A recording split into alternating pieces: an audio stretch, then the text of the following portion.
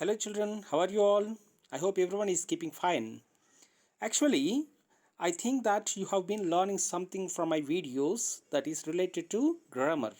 Okay, today I came up with a new topic that is the parts of speech.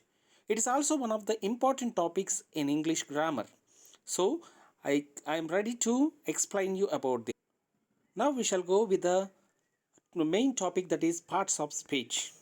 What is parts of speech? First of all, according to the uses of words in English, all the words are classified into 8 parts of speech. Those are nouns, pronouns, verbs, adjectives, adverbs, prepositions, conjunctions, and interjunctions. We shall learn about these things separately. First, we shall go with what is a noun. What do you mean a noun? A noun is nothing but naming words. See here, name of person, place, thing are called nouns. See here, there are different types of nouns. Those nouns are clearly explained in this particular slide. See, first one is proper noun. The name given to a particular person, place, or thing is called proper noun. Examples are Avinash, Hyderabad, banyan tree, etc. For example, Avinash is there. Avinash, a name given to a particular person.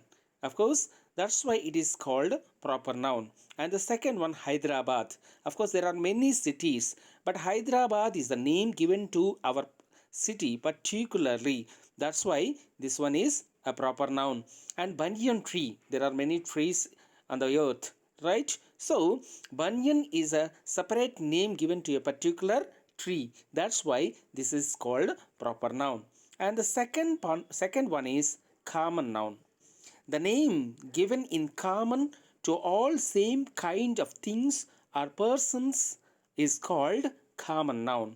See, for example, as we discussed, Avinash. Avinash, who is Avinash? Avinash is a boy, right? But Avinash is the name given in particular to that particular boy. But whereas boy is there, of course every boy is boy only, so all the boys are called as boy only. That's why in common we give that name boy, girl, tree, books, all these things. Of course there are many types of books, English books, some names are there to each and every book, right? See, those names are proper nouns, whereas book is common noun. Commonly we call all these books books only, right? That is second one. And the third one is collective noun. The name given to a collection of things or persons as one unit is called collective noun. Here, bunch is a collective noun. Army, navy, all these things are collective noun. See here, army is there. Collection of soldiers is called army. That's why we call it a collective noun. Now we shall see the next slide. In this particular slide, we have two different types of nouns. Those are, first one, material noun. See, the name given to uncountable things, especially materials, it is a material noun. See, sugar is there. Can we count sugar?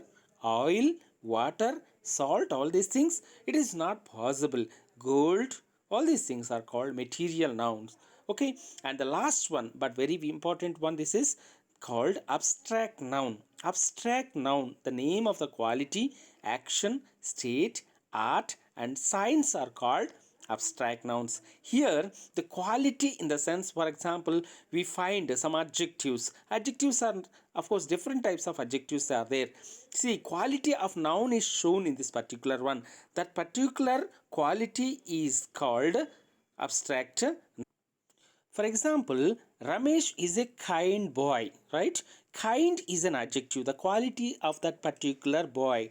Whereas kindness is the name of that quality, right? In the same way, name of the action is also abstract noun. See, name of the action in the sense, for example, singing is my hobby, for example. See here, singing is noun because singing is not name of the action, actually it is name of art. Okay, right, judgment is there. It is the name of the action because the judge gives what? Judgment, right? Judges,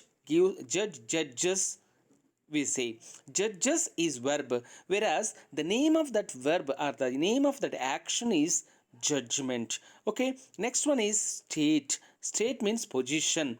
For example, if someone has taken some alcohol or something, what state that particular person be? That is nothing but drowsiness, drowsy state, right? And the same way, name of the art and science. Art, already I said, singing, dancing, all these are name of the arts, whereas science, economics, civics, physics, biology, all these things are name of the sciences. I hope you could understand the different types of nouns. Now we shall go deep into the explanation of pronouns in this particular slide. See, what is pronoun first of all? A pronoun can replace a noun. That means a pronoun is a word that just is used instead of noun. See, in order to avoid the repetition of the nouns, we use these pronouns. For example, Mark. Of course, Mark is the name of a person, a gent. That's why we use he. Mary, she. Mark and Mary, they. And next slide, you just once you check. This is about types of pronouns here. See, there are different types of pronouns. Nearly there are 10 different types of pronouns. Okay, first one is personal pronoun. It indicates third person. Sorry, not third person exactly. Three persons in English.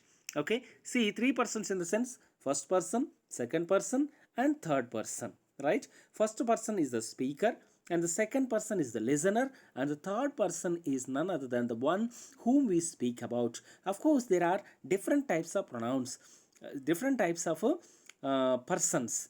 Of course, those are singular pronouns and plural pronouns here. See, right? Singular persons and plural persons.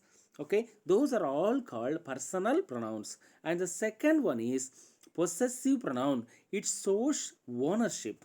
See, for example, if I have something in my hand, if I ask you whose this one is, okay, then what do you say? Yours is, say, right? If I ask something is in your hand, who's that? Then you say mine. That means it speaks of the ownership, having, right? That's why we call it possessive pronoun. And the third one is demonstrative pronoun. It shows a thing clearly. For example, this is a pen. Which is pen? Instead of pen, we say this. Okay, that is his book. Instead of book, we use that. That's why this is called a demonstrative pronoun, right? And next one, now you see another slide. Here we find distributive pronoun. It shows one at a time. Of course, there may be many.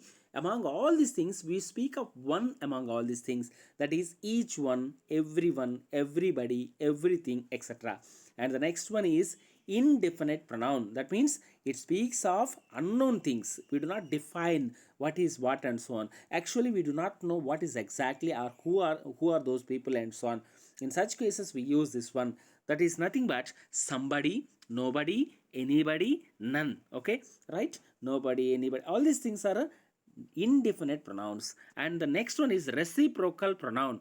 Reciprocal, of course, we hear of this word in science also, right? Each other and one another are reciprocal pronouns. Actually, each other is used for two things or persons. One another is used for more than two things or persons, right? See this particular slide. It speaks of reflexive pronoun. It reflects. Okay, if you see our picture, if you see our face in the mirror, what happens? How it reflects? In the same way, see here, reflexive pronouns are these things. See, by adding self to the singular and selves to the plural, we just write these reflexive pronouns. See, subject I reflexive pronoun, that is subjective pronoun. Okay, right? So that means personal pronoun.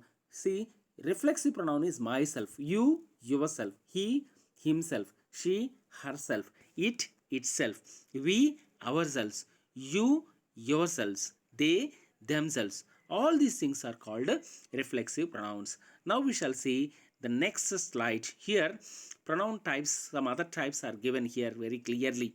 A relative pronoun. Next one is a relative pronoun. A relative pronoun is a pronoun that heads an adjective clause, right? The relative pronouns are that, which, who, whom, and whose. See, some example is given here. That the dog that stole the pie is back. The relative pronoun is bold in letters. We see the adjective clause is highlighted here. And now second example, by using which. My new dog, which I bought last year, loves green beans. Now you see this slide. Interrogative pronoun. The main interrogative pronouns are what, which, who, whom, and whose. Actually, these interrogative pronouns are nothing but questions, in the form of questions. Okay, right? Which is your house? See, instead of using instead of house, we use which. What is your name? Instead of name, we use what. That's why these underlined words are relative pronouns. Next one is pronoun of number and quantity. These pronouns refer to amount or number and include all, much, many, some, few, little, each, either, neither, two, five, etc. See, for example, there were 40 students last year. 40 students.